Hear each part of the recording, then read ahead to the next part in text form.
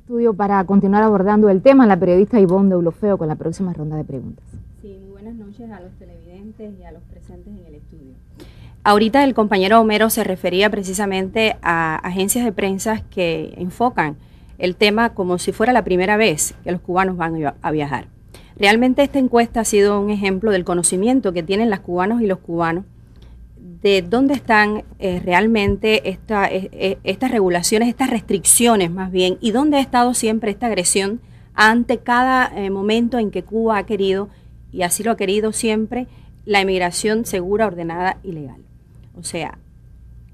cada vez que estos cubanos han hablado, hay un conocimiento de fondo muy profundo, porque el tema además es muy sensible para la familia cubana. ¿Qué impacto, y mi pregunta va dirigida a Joana, qué impacto han tenido estas regulaciones que se le ha hecho a la ley migratoria en el gobierno de los Estados Unidos? Bueno, buenas noches a los panelistas y a los televidentes. Es una pregunta muy interesante porque el gobierno de Estados Unidos realmente reaccionó en pocas horas al anuncio del decreto 302. Y la reacción de alguna manera es coherente con la manipulación que históricamente Estados Unidos ha realizado de todos los temas migratorios, de movimiento migratorio entre Cuba y Estados Unidos con fines políticos. Reaccionaron dos voceros, el vocero para el hemisferio occidental, William Austin, y también hubo declaraciones el mismo día de la vocera principal del Departamento de Estado, Victoria Nuland, ambos con una respuesta muy fría. Estados Unidos lleva tantos años criticando, entre otros temas, la existencia del permiso de salida, que de alguna manera muy tímidamente dieron la bienvenida para rápidamente proceder a cuestionar, tergiversar su alcance y aclarar que no tenían mucha más información para evitar reconocer el significado de la medida y sobre todo, como decías tú misma, no reconocer que el movimiento migratorio de los cubanos hacia el exterior era, incluso antes de la eliminación del permiso de salida, mucho más normal que el que ellos les gustaría admitir. El señor Austin dijo que los cubanos que temían un flujo, un incremento en el flujo migratorio, y además se apresuró a aclarar que para ir a Estados Unidos los cubanos seguirán necesitando visas.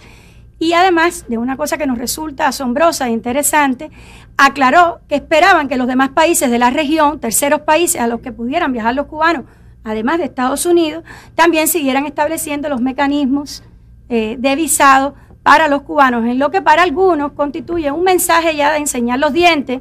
de que van a estar prestando atención a cuán amplio o riguroso se aplicarán por otros países, no solamente Estados Unidos. Lo interesante aquí, y yo no quisiera utilizar una palabra fuerte, pero sí que es una palabra, realmente hay un doble estándar en estas declaraciones, es que este señor no se refiere a que precisamente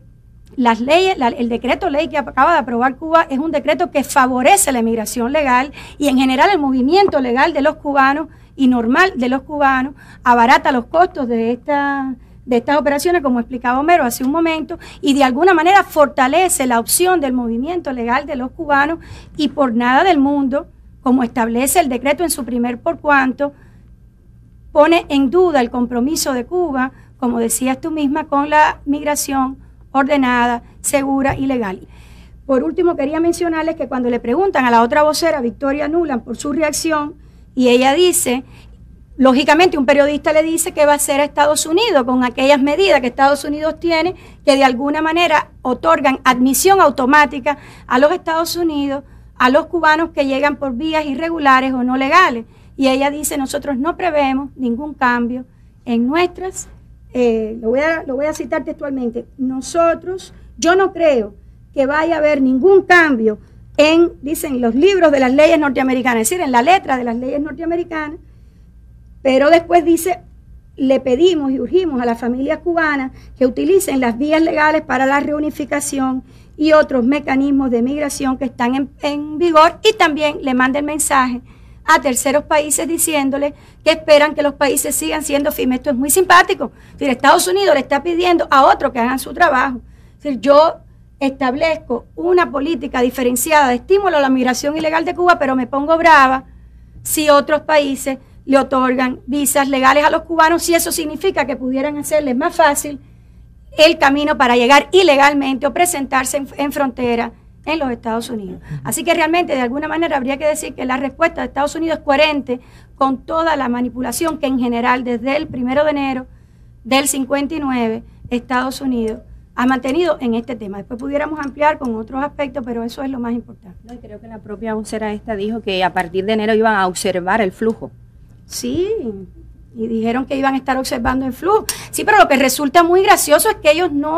es decir, tratan de pasarle la responsabilidad a Cuba, cuando Cuba sí cumple entre los dos que formamos parte de los acuerdos, tanto los del Comunicado Conjunto del 84 como los acuerdos del 94 y 95. Cuba ha cumplido con los acuerdos rigurosamente y los seguimos cumpliendo. Y gracias a esa labor de Cuba, a la labor de nuestra autoridad, a la labor del servicio de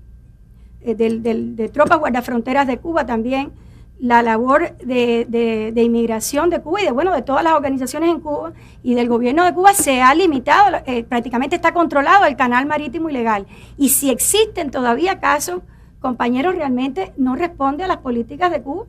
responde única y exclusivamente a que sigue vigente pies secos, pies mojados, sigue vigente la ley de ajuste cubano, únicas para los cubanos, no existe nada parecido en cuanto a ese tipo de privilegios, que además, como les decía, constituyen un gran dolor de cabeza para Estados Unidos, porque realmente para ellos también es un problema que aparezcan, o por lo menos dicen eso, no lo solucionan por razones de nuevo políticas, de política electoral, de complacer a determinada facción, a determinado grupo político para que les alcancen los votos ahora que estamos en elecciones en Estados Unidos, para que no se les vaya a afectar, y todos los mitos esos que existen, porque en muchos casos ni siquiera se corresponden realmente ni con los intereses de la emigración, ni mucho menos con el interés nacional de Estados Unidos. Pero eso es lo que ocurre. Gracias, Joana, por tu intervención.